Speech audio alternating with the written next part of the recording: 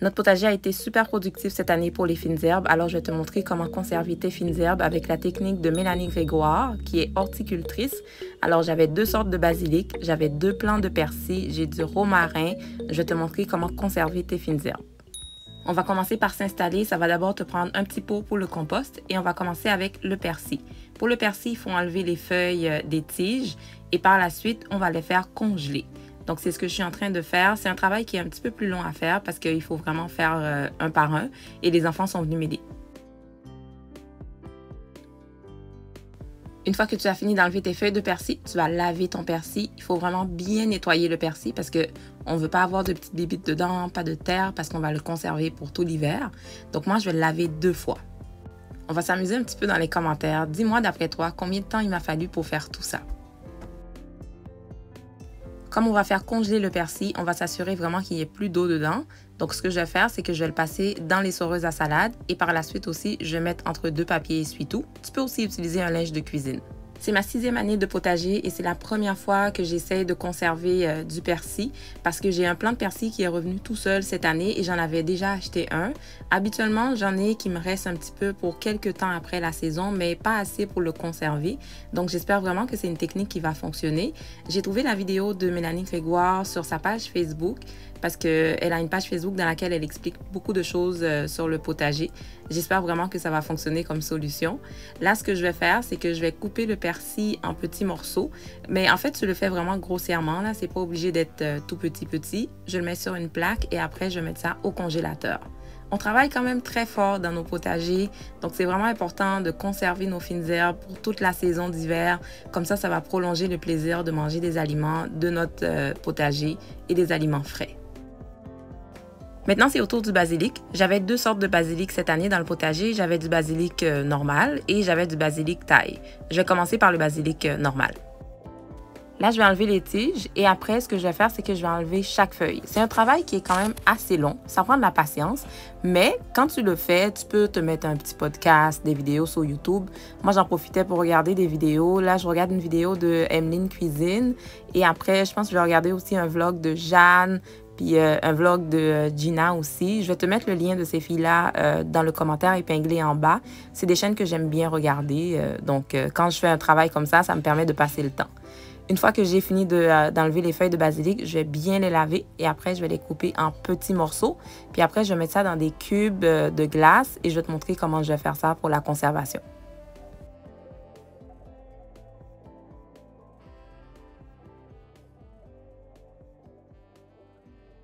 Donc là, maintenant, je vais mettre mes petits morceaux de basilic dans les cubes de glace. Il ne faut pas le remplir jusqu'au bout parce qu'après, on va mettre de l'eau dedans ou de l'huile. J'ai essayé les 2 techniques. C'est ce que je faisais déjà avant, moi.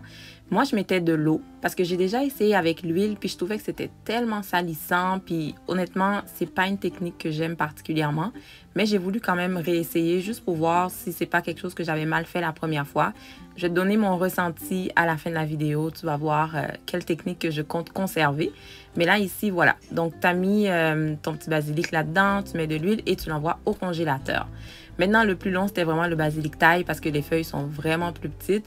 Et c'est là que je pense que j'avais regardé le vlog de Gina parce qu'elle avait fait un weekly vlog qui était quand même long. Donc, ça m'a permis de vraiment passer le temps. Et là, maintenant, je suis en train de faire la ciboulette. La ciboulette, il faut vraiment le cueillir le plus tôt que possible dans la saison pour que ça reste frais encore. Moi, j'ai été un petit peu tard, je t'avoue, mais en tout cas, j'ai quand même réussi à sauver pas mal de ciboulettes. Là encore, je m'assure de bien le sécher parce qu'on va le faire congeler comme le persil. Mais là, comme mes plaques étaient occupées, donc ce que je fais, c'est que je coupe ma ciboulette, je le mets dans un petit pot maçon. Puis une fois que la plaque va être libre, là, je vais pouvoir mettre sur la plaque pour le mettre au congélateur. Et le romarin maintenant, c'est pas on va pas faire congeler, on va le faire sécher. Ça aussi, c'est une technique que j'utilisais déjà. Le romarin, j'adore l'odeur. C'est vraiment une de mes herbes préférées.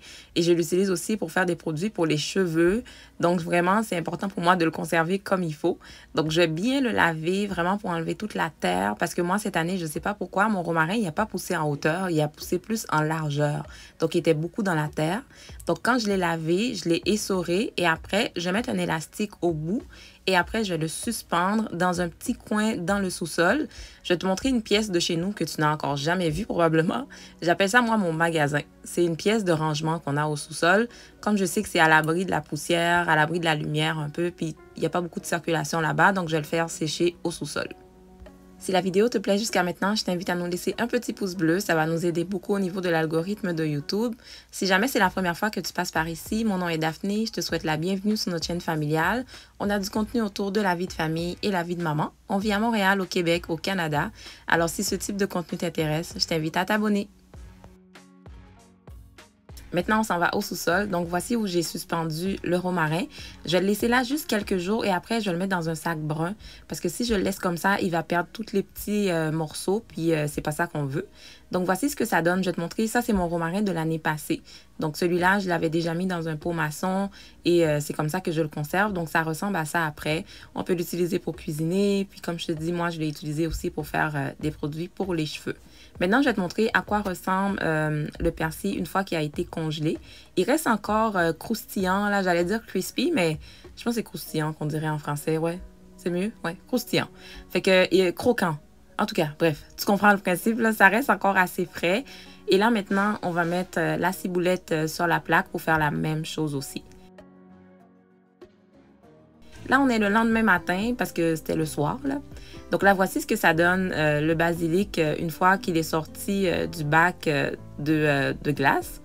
Et là, je vais te montrer, OK? Ça, c'est celui qui était à l'eau.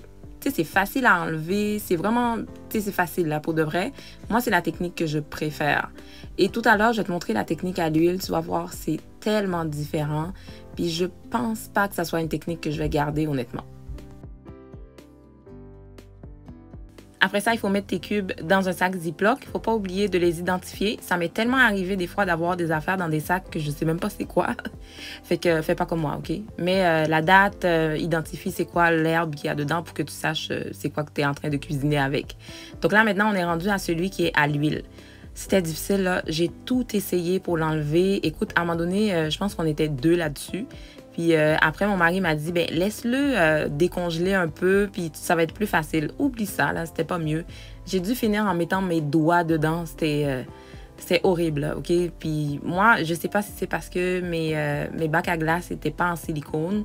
Mais bon, en attendant que ça décongèle, je vais te montrer un petit peu mes conserves. Donc là, maintenant, je vais te montrer aussi mes concombres. Je fais la même chose aussi avec les concombres. Je les coupe en morceaux et je les fais congeler. Parce que moi, durant l'année, je fais du jus vert.